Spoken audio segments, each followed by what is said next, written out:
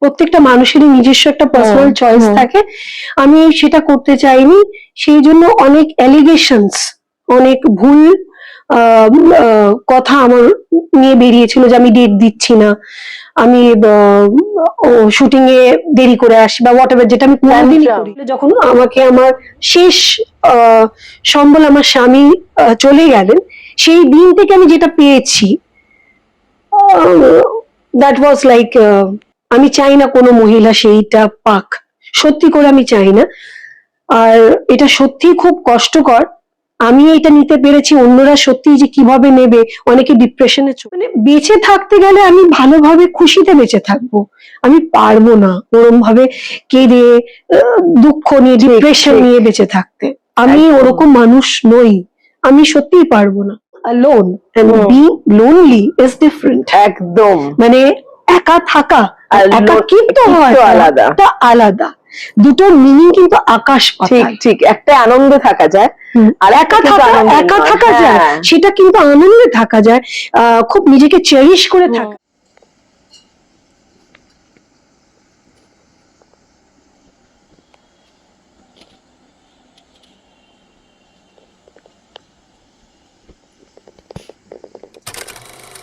বহু বছর তার হয়ে গেল টলিউড ইন্ডাস্ট্রিতে, হঠাৎ করেই আসা, যদিও তারপর একসময় তুঙ্গে ছিলেন, তিনি ছিলেন বলাটা ভুল, এখনো আছেন নিজের মতো করে।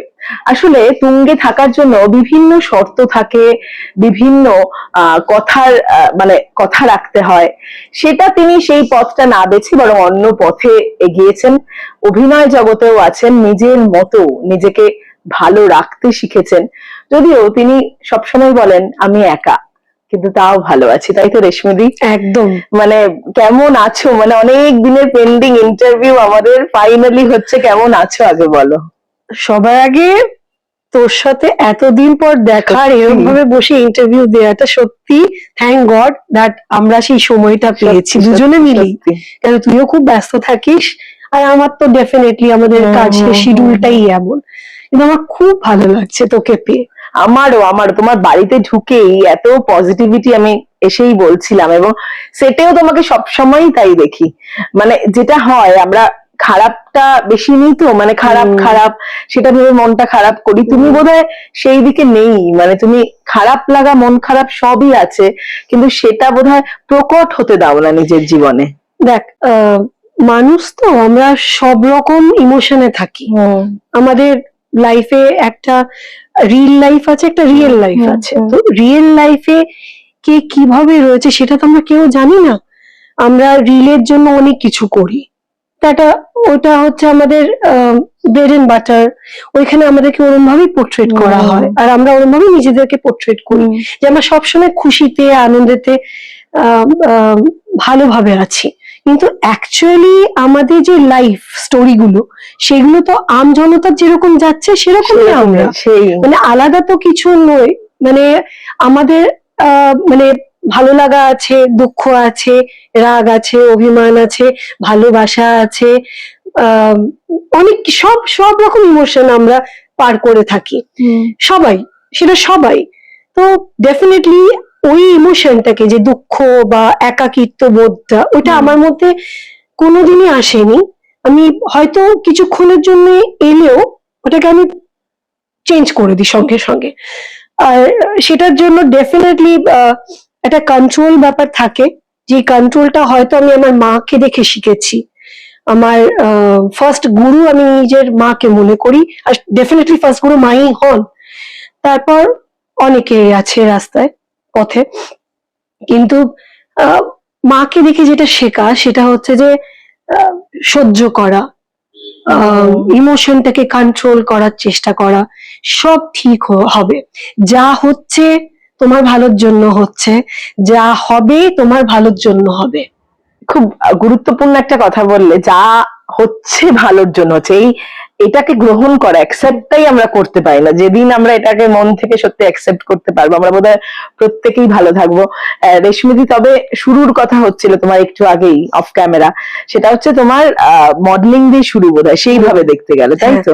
কলকাতা সুন্দরী, কলকাতা সুন্দরী হয়েছিল। আমি সেকেন্ড রানার আপ ছিলাম, মানে থার্ড, যেহেতু আমার বয়সটা অল্প ছিল, মানে আন্ডার এজ ছিলাম আমি, তাই জন্য আমাকে থার্ড হতে হয়েছিল।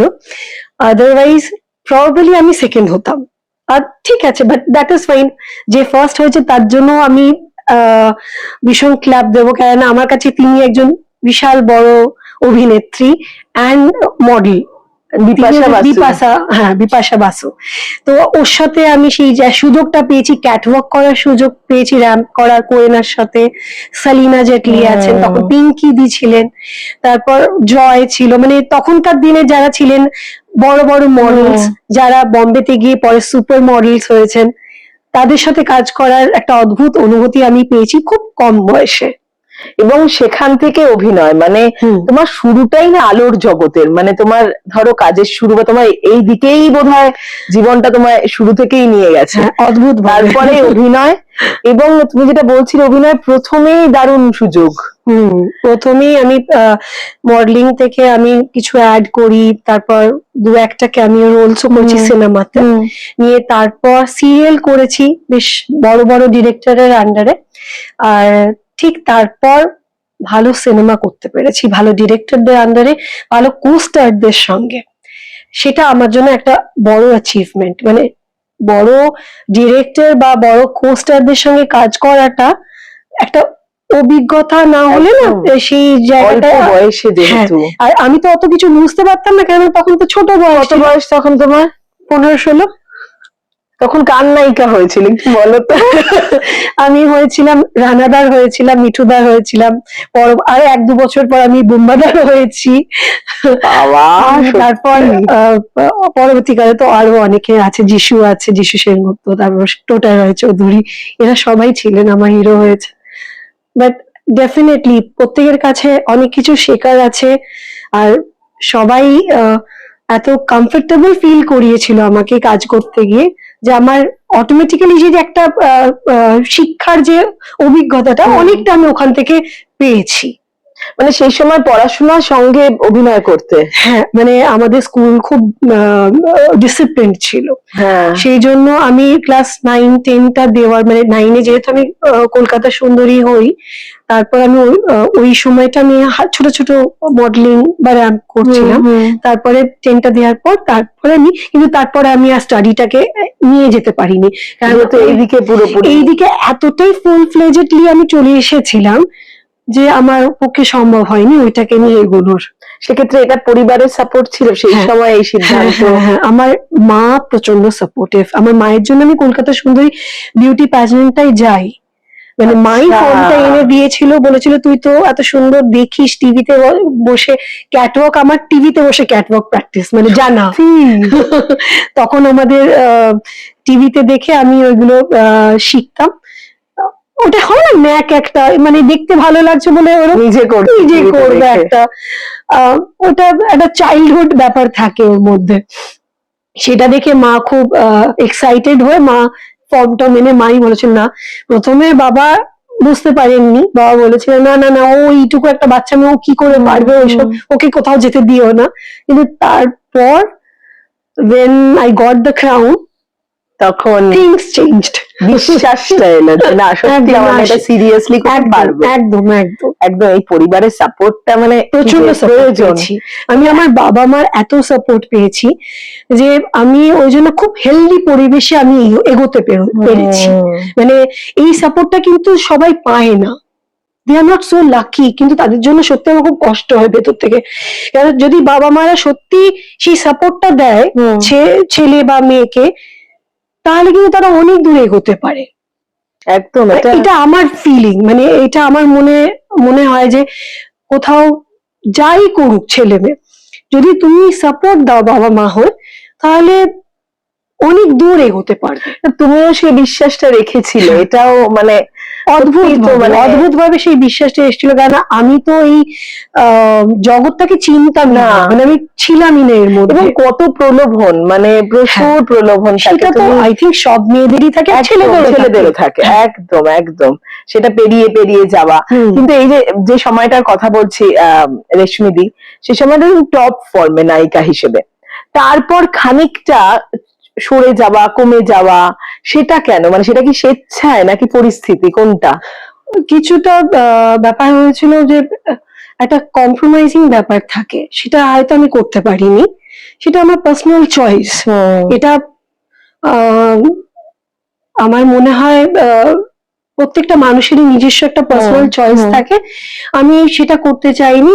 সেই জন্য অনেক অ্যালিগেশনস, অনেক ভুল কথা আমার নিয়ে বেরিয়েছিল, যে আমি ডেট দিচ্ছি না, আমি শুটিং এ দেরি করে আসি বা হোয়াট এভার, যেটা আমি কোনোদিনই করিনি, কোনোদিনই করিনি। মানে আই এম দ্য, মানে আমি নিজে হলপ করে বলতে পারি যে আমি সব সময় নিজের টাইমে পৌঁছাই, আমি এটা বরাবর এখন স্টিল নাও। আমার মানে খুব অসুবিধা না হলে, আনলেস খুব বিপদে না পড়লে, আমি লেট বা এই ধরনের ট্যান্ট্রামস কোনোদিন করি না, কোনোদিন না। আমার মধ্যে এই জিনিসটাই নেই, মানে অ্যাকচুয়ালি এই জিনিসটা আমার মধ্যে আসে না, মানে পছন্দও করি না সামাও, কারণ আমি খুব ডিসিপ্লিনে মানুষ হয়েছি। তো মানে সেই একটা এলিগেশন দেওয়াতে আমার একটু মনটা খারাপ হয়ে যেত। ন্যাচারালি তখন কম বয়স ছিল, অনেক বয়সটা কম ছিল, তো তখন বুঝতে পারিনি পলিটিক্সটা। অনেক অ্যাক্টরদেরও সেই পলিটিক্স ছিল যে নিজেদের লবির লোককে নেওয়া হবে, আমি সেই লবিতে বিলং করি না বলে সেটা পারিনি। ঠিক আছে, that is part of our everybody industry. তো আমি কি করেছিলাম, আমি বম্বেতে ট্রাই করতে গেছিলাম। আচ্ছা, বম্বেতে ট্রাই করে আমি ওখানে একটা সিনেমা করেছি হিন্দিতে, full fledged as an heroine, newcomer একজন ছেলে ছিলেন, কিন্তু সেটি সব জায়গায় রিলিজ করেনি, কয়েকটা বেল্টই রিলিজ করেছিল, তো whatever the reason it is. আর তারপর প্রচুর আমি ভোজপুরি মুভি করেছিলাম, which is again a super hit Bhojpuri movies. Ravi কিশনের সাথে করেছি অ্যাজ এন হিরো হিরোইন, আরো অনেকেই ছিলেন ওখানে। এই জন্যই মাঝে তোমার টলিউডে খানিকটা কম পাওয়া যেত। আমি ওখানে কাজ করেছি, তারপর আমি প্রচুর শুটস করেছি, কমার্শিয়াল অ্যাডস করেছি, ডাব্বু রত্নানি ফটোশুট করেছি, তারপর রাকেশ শ্রেষ্ঠ, তারপর হরিশ দপ্তরি, এরা অনেকেই ছিলেন যারা এখনো আছেন, খুব বিশাল বড় তারা, তাদের সাথে আমি কাজ করেছি। আর আই এম সো গ্রেটফুল যে আমি সেই জায়গাটা পেয়েছিলাম। ভোজপুরিতেও আমি প্রচুর মানে ভালো ভালো অ্যাক্টরদের সাথে কাজ করেছি আর হিট মুভিজ দিয়েছি। তো সেই সময় আমি ওইখানে একটু 2-3 বছর 4 বছর 3টে ইন্ডাস্ট্রিতে কাজ করেছো তার মানে? ওই ইন্ডাস্ট্রিতে করেছি আমি, না 3টে, আমি উড়িয়াতেও করেছি সিদ্ধান্তের সঙ্গে, একটাই মুভি করেছি সিদ্ধান্তের সঙ্গে, that was also super hit. মানে তুমি যে ইন্ডাস্ট্রিতেই আছো, মানে সত্যি একদম, মানে fortunately it happened like that. And যাই হোক, খুব কম কাজ করেছি এটা না, এখনকার দিনে প্রত্যেকেই প্রচুর কাজ করেন, আমি সেই অনুযায়ী অত সিনেমা করতে পারিনি এখনো অব্দি। তুমি খুব করতে চেয়েছো যে পর পর পর পর আমার করে যেতেই হবে, থেকে যেতেই হবে, এটা কি? আমি কাজ ভীষণ পছন্দ করি, আমি কাজ বরাবর পছন্দ করি, মানে আমি ডিসিপ্লিন ওয়েতে কাজ করতে ভালোবাসি। আমি ওই কি বলবো, অয়েলিং বাটারিং ওইসব আমি পারি না, আমি আমার দ্বারা হয় না। কিন্তু আমি নিজে অ্যাটলিস্ট নিজের দিকে আমি খুশিতে আছি যে আমি যেটুকু করছি আমাকে আমার মেরিটে দিকে করাচ্ছে, মানে যেটুকু কাজ আমি পাচ্ছি আমি আমার মেরিটে পারছি, আমি নিজেকে সেই জায়গাটা করার চেষ্টা করছি যে আমাকে যাতে লোকে আরো ভালো ভাবে দেখতে পায় আমার কাজে থ্রু দিয়ে। তো সেটা আমি চেষ্টা সবসময় করি, মানে সেটা যা কাজই আমি করি, যে কাজেই আমি থাকি, যেই মানে মিডিয়াতেই থাকি, সে সিনেমা বলো, সিরিয়াল বলো, বা কমার্শিয়াল অ্যাডস বলো, বা প্রেস অ্যাড শুটস বলো, বা হোয়াট এভার দ্য ল্যাঙ্গুয়েজেস, আমি 100% দেওয়ার চেষ্টা করি। কতটা করতে পারলাম সেটা তো উপরওয়ালার। অবশ্যই সেটা দর্শকেরা দেখেন, জানেন 100%। উপরওয়ালা কি দর্শকেরাই ভালোবাসেন। দর্শকেরাই বলবেন, উনারাই বলবেন। আম, পরবর্তীকালে সিরিয়ালে যখন ভিলেনের ক্যারেক্টার করতে আরম্ভ করি, এটা সম্ভবত আমি একটা মেগা সিরিয়াল হচ্ছিল একান্নবতী, দেবীদাস ভট্টাচার্য আমাদের ডিরেক্টর ছিলেন, খুব বড় ডিরেক্টর উনি, নমস্য ব্যক্তি ছিলেন। তিনার হাত ধরে আমি ভিলেনের ক্যারেক্টার আরম্ভ করেছিলাম। তিনি আমাকে একটা খুব ভালো কমপ্লিমেন্ট দিয়েছিলেন, আমি তখন হয়তো বুঝতে পারিনি, যেটা আমি এখন সেই অনুযায়ী পাই কাজগুলো, যে রেশমি পজিটিভ ক্যারেক্টার তো ডেফিনেটলি তোমরা করবে, হিরোইন তোমরা নিশ্চয়ই ভালো ডেফিনেটলি হবে, কিন্তু ভালো দেখতে ভিলেন কিন্তু আমাদের এই বেঙ্গল ইন্ডাস্ট্রিতে খুব কম আছে। সেটাতে যদি তুমি করতে পারো কাজ, তুমি তোমার নিজের অভিনয়টাকে বের করতে পারবে। কেন পজিটিভ চরিত্রটা মনে হয় করা যায়, ভিলেনিশ ক্যারেক্টার গ্রে শেডস যেগুলো হয় সেগুলো করা কিন্তু খুব কঠিন। একটা ভিলেন যদি স্ট্রং না হয় তাহলে হিরো বা হিরোইন স্ট্রং হতে পারবে না, কেননা ভিলেন সেই জায়গাতে যেতে হবে ভিলেনকে, তবেই হিরো হিরোইনকে সেই জায়গাটা দর্শক দেবে। এখনো একটা কাজ করছি, সেটাতেও নো ডাউট আমার ওপরেও অনেকেই আছেন, তারাও খুব ভালো কাজ করেন, তাদের দেখে শিখিও। আর আমিও চেষ্টা করি একটু আধটু ভালো কাজ করার। একদম রেশমি দি, যে মানে এখনো তুমি বলে চেষ্টা করি ভালো কাজ করার, এত বছর পরও এই হাম্বল থাকা, এই যে ডাউন টু আর্থ থাকা, এটাই বোধহয় তোমার শিক্ষা, মানে শিক্ষার পরিচয় আর কি, সেটা বোঝা যায় তুমি কোন পরিবারে কিভাবে তোমার বেড়ে ওঠা। কিন্তু একটা কথা যেটা শুরুতেই বলছিলাম, আমি শুনেও অবাক হয়েছিলাম বেশ কিছুদিন আগে, তুমি বলছিলে যে পুরোটা একা হয়ে যাওয়া, মানে কাছের মানুষদের পর পর হারানো, মানে যারা পিলার তোমার জীবনে, পিলার ছিলেন আর কি, সেটা যদি একটু বলে, এবং সেটাকে সামলে ওঠা আবার, মানে এটা বহু মানুষ পারেন না, নিজে হাল ছেড়ে দেন সেখানটায় আর কি। অ্যাকচুয়ালি এটা একটা সত্যি খুবই কি বলবো, আমার জীবনে একটা বিশাল বড় ধাক্কা। কি 2022 আমার মা চলে গেছেন, 23 আমার বাবা গেছেন, আর 24 আমার হাজবেন্ড গেছেন। আর তিনার যাওয়াটা নেওয়া যায় না, কারণ তিনার সুস্থ মানুষ চলে যাওয়াটা খুব মানে খুব কষ্ট হয় সেটা। তো হঠাৎ করেই তো এটা হয়েছে ঘটনাটা, মানে এটার জন্য আমি কেউই প্রিপেয়ার থাকি। বাবা মা একটা সময়, আমরা ছোটবেলা থেকে মানুষ হয়ে আমরা জানি বাবা মা একটা সময় আমাদের ছেড়ে যাবেন, কিন্তু উনাদের যাওয়াটা একটা আলাদা রকম ব্যাপার। বাবা মার যাওয়া হচ্ছে যেটা কেউ ওই জায়গাটা নিতে পারবে না, কিন্তু তার সাথে সাথে হঠাৎ করেই যে আমাকে যার কাঁধে মাথা রেখে আমি কাঁদবো সেও চলে যাবে, সেটাও আমি ভেবে উঠতে পারিনি। আর বয়সটাও খুব একটা হ্যাঁ খুব একটা বয়স যে হয়েছিল তাও নয়, কিন্তু হ্যাঁ এইটাকে সামনে ওঠাটা খুব কষ্ট, খুব প্যাথেটিক। 1 বছর আমি খুব কষ্ট পেয়েছি। তখন কোনো কাজও করনি? না, আমি কাজ ছেড়ে দিয়েছি। আমি কাজ মানে রানিং করছিলাম কাজ, শুভ বিবাহ বললে। হ্যাঁ আমি কাজ ছেড়ে দিয়েছি, তারপর এসেও ছিল অনেকগুলো কাজ, সেটাও ছেড়ে দিয়েছি, পারিনি করতে। কেননা ওই পিরিয়ডটা আমার জন্য একটা অদ্ভুত পিরিয়ড ছিল। আর আমার কোথায় মনে হয়েছিল যে আমার এখন একটু স্টপ থাকা দরকার, একটু নিজেকে বোঝা দরকার, নিজেকে সময় দেওয়াটা দরকার। কারণ আমার মা, বললাম না, আমার মায়ের শিক্ষাটা এতটাই আমার উপর হাবি যে আমার মা না খুব কষ্টে থাকলেও তিনি খুব আনন্দে থাকতেন। আমার বাবাও ভীষণ ভীষণ পজিটিভ ছিলেন, ইভেন আমার হাজবেন্ড। আমি আমার হাজবেন্ডের কাছ থেকেও প্রচুর অভিনয়ের সাপোর্ট পেয়েছি। উনি নিজে বলতেন হ্যাঁ তুমি করবে, তুমি এই কাজগুলো করবে, এতটাই সাপোর্ট করতেন। তো আমার 3টে পিলার আমার লাইফে এতটাই বড় পিলার ছিল যে সেটা সবার হয় না। I am lucky to get them. But আমি একটা শিক্ষা, আমার নিজের মন থেকে আওয়াজ আসে যে রেশমি, যখন তুমি এসেছো তোমাকে যেতেই হবে। when you have come you have to go। তো যতদিন তুমি রয়েছো ততদিন তুমি নিজেকে তোমার ডিউটি থেকে তুমি বঞ্চিত করতে পারো না। আর তোমার যেটা কাজ সেটা তোমাকে করতে হবে, কেন কেউ সারা জীবনের মধ্যে তোমার সাথে থাকতে আসেনি। at the end of the day you are alone and you have to go alone and you have to face everything alone.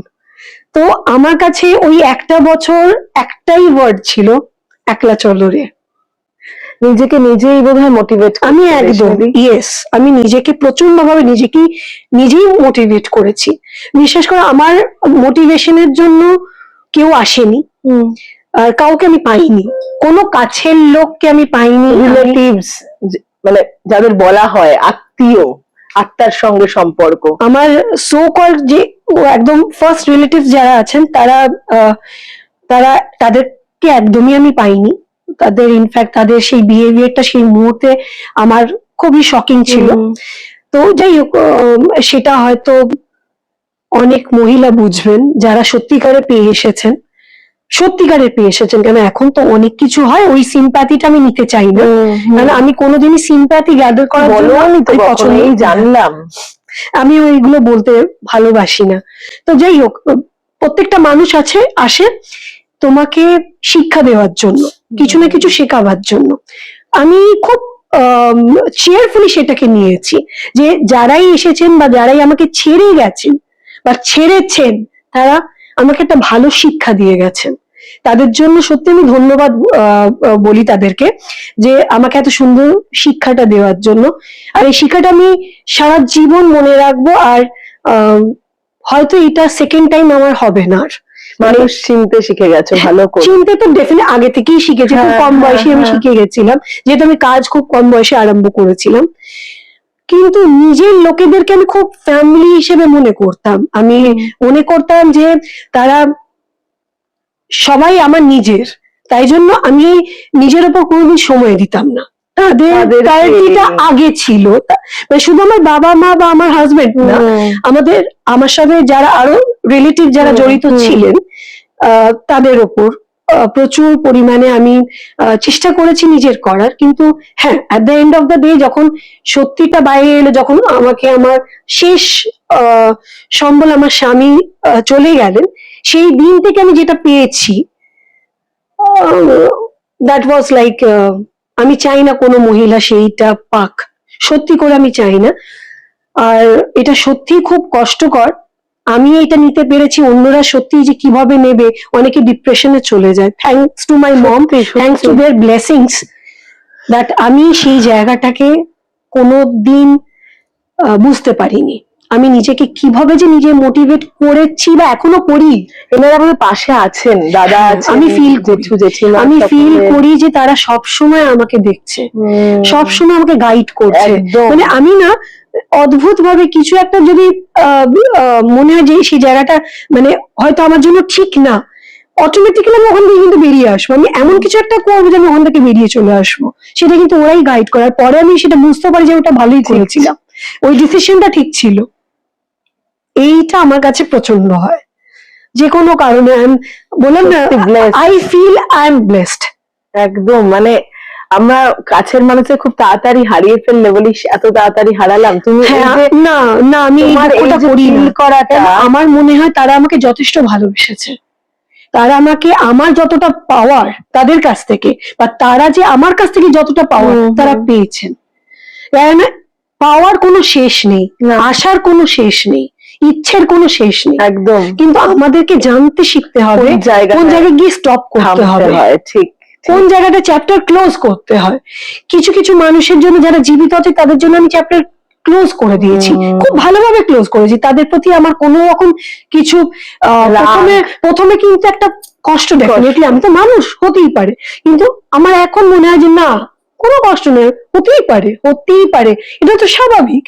আর হয়েছে ভালোর জন্য হয়েছে, একদম ভালোর জন্য হয়েছে, মানে এটাকে নিয়ে আমি দুঃখ পাই না আর এতটুকুও না। এই যে তবে একটা কথা স্মৃতি, তোমার একাকিত্ব শব্দটা তো এখন আমরা খুব বলি, কিন্তু মানুষ থেকেও কিন্তু অনেকে একা, মানে স্বামী আছেন, সন্তান আছে, তাও একা। এটা কিন্তু হয়, মানে পুরুষদের ক্ষেত্রেও স্ত্রী আছেন, সন্তান আছেন, তারা একা।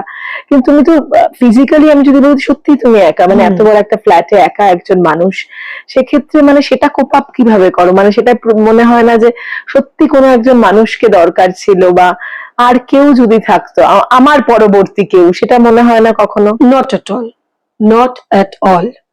আমি মনে করি I am enough, I am enough দারুণ ফর এভরিথিং। মানে আমি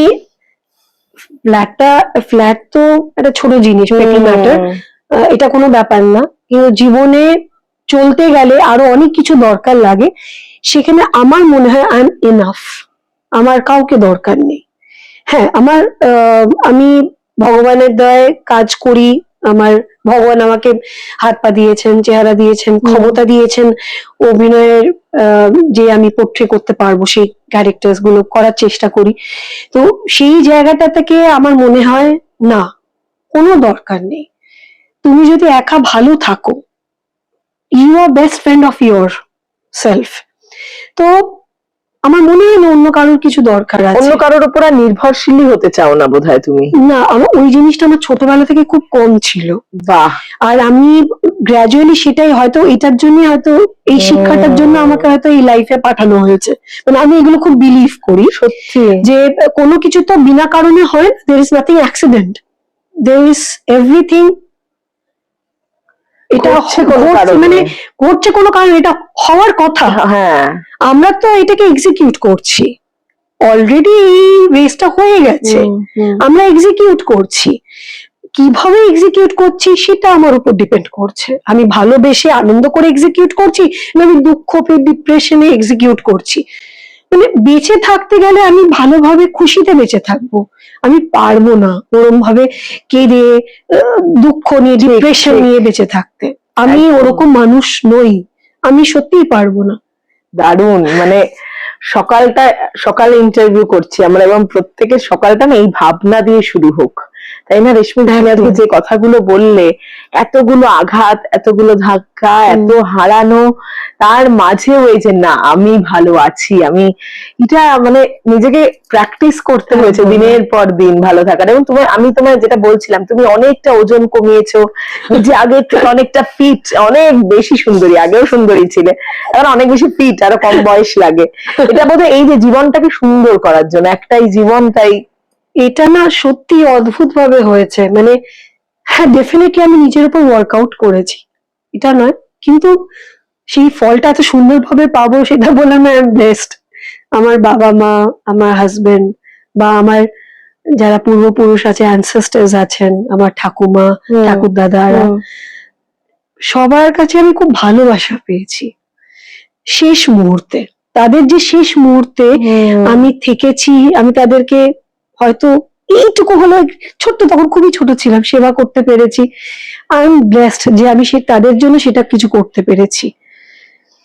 আমার মনে হয় তারা আমার রিলেটিভ বলে আমি হয়তো করেছি, কিন্তু আমার রিলেটিভ ছাড়াও যদি আমি কারোর জন্য এরকম সেবা করতে পারি, তাহলে আমি খুব খুশি হব, আমি খুব উইলিংলি যাব সেটা করতে। কেননা আমার মনে হয় যে at the end of the day তোমার আর কিছু নেই, এইটাই হচ্ছে তোমার প্রপার্টি, তোমার গোল্ড যাকে বলে, যে আমার ব্যাংক আছে, আমার ব্যাংকে এত টাকা, এত গোল্ড আছে, আমার কাছে ওইটা আছে, যে সবার ভালোবাসা আছে, সবার ব্লেসিংস আছে। আমি দেখছি তোমার নেচারের সঙ্গে একটা অদ্ভুত যোগ। মানে তোমার এই জানলায় পাখি আসে, তুমি তাদের খেতে দাও রোজ, পাখি শুধু নয়, যারা যারা আসেন অতিথিরা ছাদে গিয়ে রোজ, এইটা মানে একটা কানেকশন তোমার নেচারের সঙ্গে, এটাও বোধহয় ভালো থাকার অন্যতম কারণ। গাছ চারিদিকে দেখছি তোমার। ভীষণ ভালোবাসি, আমার হাজবেন্ড ভীষণ ভালোবাসতেন, আমার মা ভীষণ ভালোবাসতেন। মানে প্রাণী, আমি না মানুষের থেকে প্রাণীদের বেশি ভালোবাসি। মানে অদ্ভুত ভাবে একটা টান আসে যে একটা নেচারের সঙ্গে থাকবো, এদের সঙ্গে একটু সময় টাইম। আমি না অনেক কিছু শিখি এদের কাছ থেকে। মানে এদের মধ্যে না কোনো রকম সেই লোভটা নেই, সেই গ্রিডিনেসটা নেই, যেটা আমাদের মধ্যে আছে। আমরা আরো চাই, আমাদের কোনো জিনিসে না শান্তি পাই না আমরা। এইটা হয়েছে তো তারপর আর একটা, এইটা হয়েছে তারপর কি হবে, ঠিক এতটা কামিয়েছি, এরপরে আরো কত কি আমি রোজগার করতে পারবো, আমার কত বড় বাড়ি হবে, আমার কত বড় গাড়ি হবে, আমার কত বড়। আমি জানি এটা হয়তো অন্যদের যারা স্ট্রাগল করছে তাদের শুনতে খারাপ লাগবে, যে আপনি একটা জায়গায় গিয়ে হয়তো এটা কথাটা বলছেন, কিন্তু না, আমি কিন্তু এটা ছোটবেলা থেকে, এটা নয় যে আমি এখন এইটা আমার এরকম হয়েছে বলে আমি হয়ে গেছি, না, এটা হয়তো আমার হেরিটেরি। আমার মা ভীষণ ভালোবাসতেন, বা আমার বাবা প্রচন্ড পরোপকারী ছিল, মানে প্রচন্ড অন্যদেরকে না অনেক কাজে হেল্প করে দিতেন, আর তার বিনিময়ে এতটুকু কিছু চাইতেন না। মা রেগে যেত, কেন তুমি এরকম করছো, মানে না না ঠিক আছে, আমার থ্রু দিয়ে যদি ওদের একটু ভালো হয়ে থাকে তাহলে হোক না। মানে আমি সেই ফ্যামিলি থেকে বিলং করি, আমার মনে হয় আমি ওদেরকে দেখেছি, ওরা মানে আমার কাছে মনে হয় যে ওই শিক্ষাটা বড় শিক্ষা। আর ছোটবেলা থেকে সেই জায়গাটা আমার মধ্যে ছিল না যে আমি প্রচুর টাকা, তাই জন্য হয়তো আমি র্যাট রেসে ছিলাম না। এই যে নাম্বার ওয়ান হওয়ার একটা যে ন্যাক, একটা যে থাকে না যে একটা ইচ্ছে করতেই হবে, না না না না, আমি সেটা আমি নিজেকে গুটিয়ে নিয়েছি। আমি যখন দেখেছি এত কম্পিটিশন, এত এত খারাপ কিছু হচ্ছে, সেটা আমি আর পারি সরে এলাম, আমি নিতে পারি না, আমি ওই জিনিসটার মধ্যে থাকতে পারি না। আচ্ছা, এখনো তো পলিটিক্স আছে প্রচুর, তুমি সেটা কিভাবে হ্যান্ডেল করো? মানে ওই একই সরে আসো, মানে যেখানে দেখো, যেহেতু আমি এখন একা থাকি, আমার মানে ম্যাক্সিমাম সময়টা নিজের ওপর যায়, আর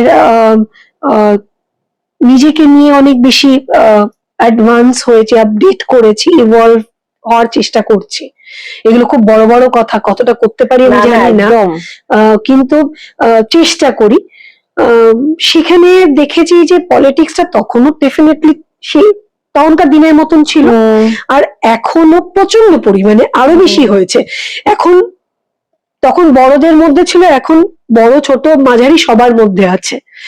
হ্যাঁ, মানে কেউ কম যায় না।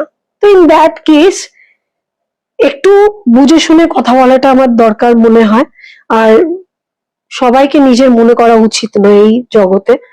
ওই যে বললাম, তুমি একা এসেছো, একাই যাবে, তোমাকে একাই সবকিছু করতে হবে, এটা কলিযুগ। একদম, এটা কলিযুগ ভাই, তোমাকে বুঝতে হবে তোমার মধ্যেই সবকিছু আছে। Clap for yourself, pat for yourself, pat in your shoulder and do good to others, and নিজের মধ্যে থাকো।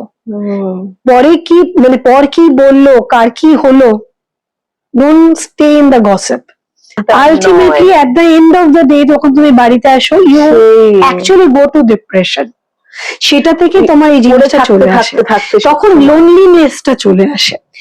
being alone and being lonely is different. একদম, মানে একা থাকা আর একাকিত্ব হওয়াটা আলাদা, দুটোর মিনিং কিন্তু আকাশ পাতাল। ঠিক ঠিক, একটা আনন্দে থাকা যায়, আর একা থাকা যায়, সেটা কিন্তু আনন্দে থাকা যায়, খুব নিজেকে চেরিশ করে থাকা যায়, ভালোবেসে ভালোবাসা দিয়ে থাকা যায়, কিন্তু একাকিত্বটা খুব খারাপ।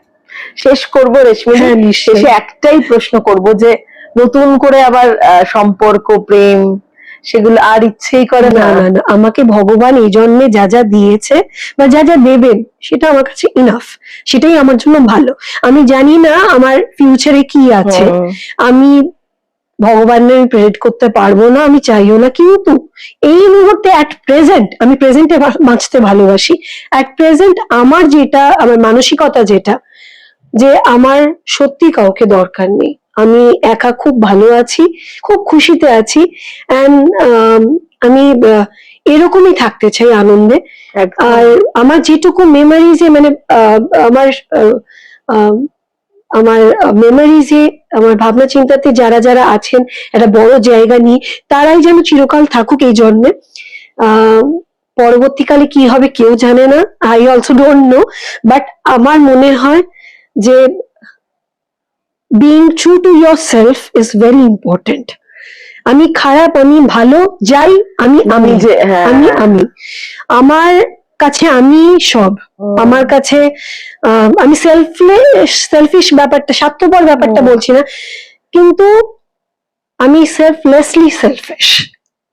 তো আমার মনে হয় এরকম থাকাটাই উচিত, সবাইকেই সেটা বলবো। একদম, থ্যাংক ইউ সো মাচ রেশমিদি, সকালটা খুব ভালো করে দিলে আমার মনের জোর। আমার মনে হয় যারা দেখবেন ইন্টারভিউটা তারাও মানে বুঝতে পারবেন। খুব হাসতে হাসতে খুব সুন্দরভাবে রেশমিদি বলছেন, কিন্তু পথগুলো কিন্তু এতটা সহজ ছিল না। যে একটা বছর নিজেকে তৈরি করেছেন নিজের মতো করে সময় দিয়ে, সেটা খুবই কঠিন ছিল এবং একা। যাই হোক, তুমি ভালো থাকো রেশমিদি, আরো দারুণ দারুণ কাজ হোক, এবং তুমি যাদেরকে নিয়ে থাকতে ভালোবাসো তারা তোমার আশেপাশে সব সময় থাকুক, এটাই চাই। অবশ্যই তাদের মধ্যে দর্শকও আছেন, যারা তোমার ভালোবাসে তাদেরকে বলবো। বড় জায়গা নিয়ে ঘিরে আছে আমাকে ছোটবেলা থেকে। আপনারা সবসময় আমার সাথী হয়েছেন, আমার জীবনের সাথী হয়েছেন, আমাকে ভালোবেসেছেন। সে আমি পজিটিভ ক্যারেক্টার করি বা নেগেটিভ করি বা যেই ক্যারেক্টারই করে থাকি, আপনারা আমাকে সেইভাবেই গ্রহণ করেছেন, ভালোবাসা দিয়েছেন, প্রচুর আশীর্বাদ করেছেন, আর এরম ভাবেই আমাকে আশীর্বাদ ভালোবাসা দিয়ে যাবেন। আপনারা আমার মনোবল কিন্তু অনেকটা জায়গায় বাড়ান। এটা নয় যে আমি নিজেই একা সেটা করতে পেরেছি, আপনাদের জন্য আমি সেটা হয়েওছি। তো যাতে আপনাদেরকে আমি এটা বলতে পারি যে আমি এই জায়গাতে আজকে যে জায়গাতেই আছি শুধু আপনাদের জন্য, জনতা জনার্দন। একদম। তো আপনারাই আমার কাছে সব, এরকম ভাবে ভালোবাসা দেবেন। খুব ভালো লাগলো।